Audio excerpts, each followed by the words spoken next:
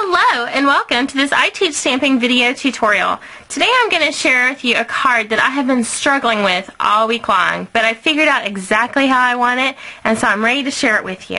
So I'm going to be using from the Marion type stamp set the 3 ornaments. They're all going to be on one stamp, and I'm going to be stamping in Garden Green to begin with.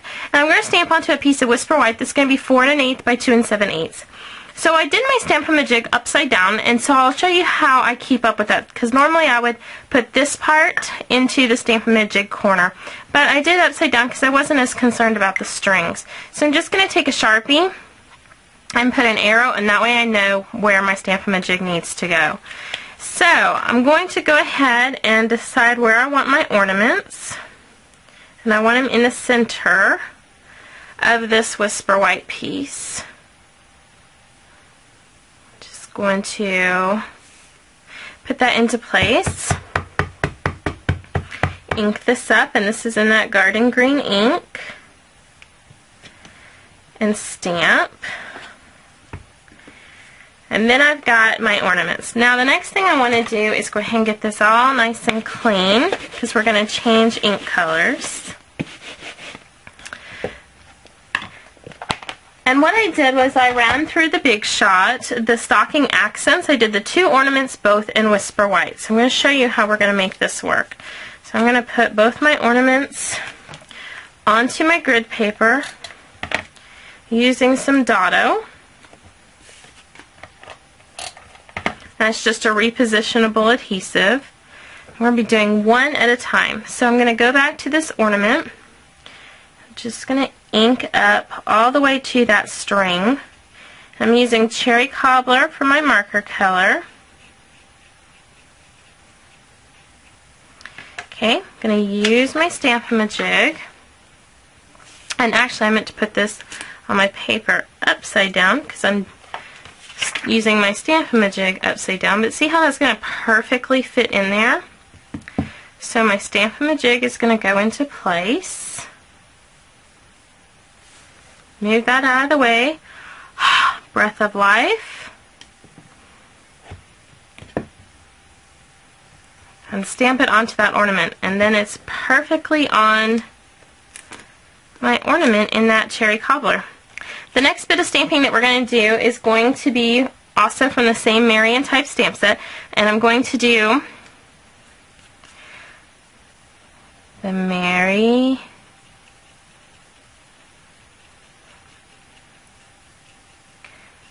Bright in that Garden Green marker.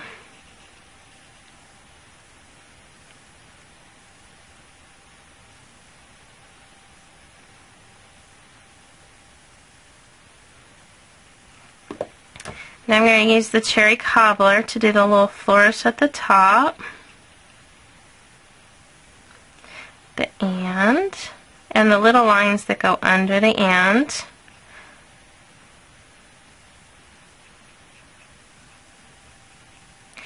And the flourish at the bottom.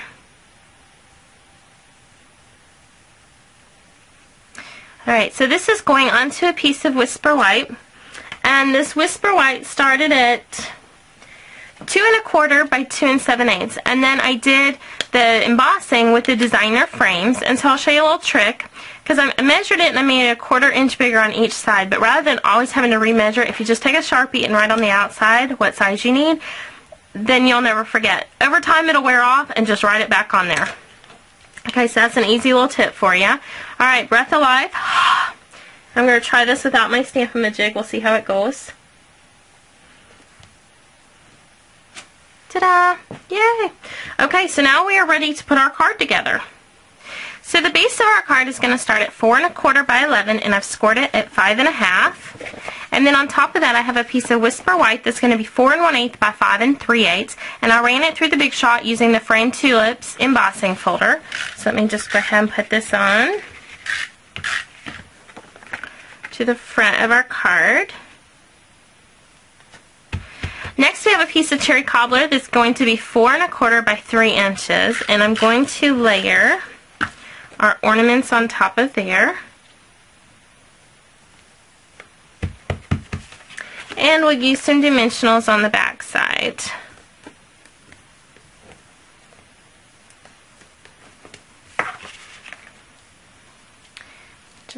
peel these off.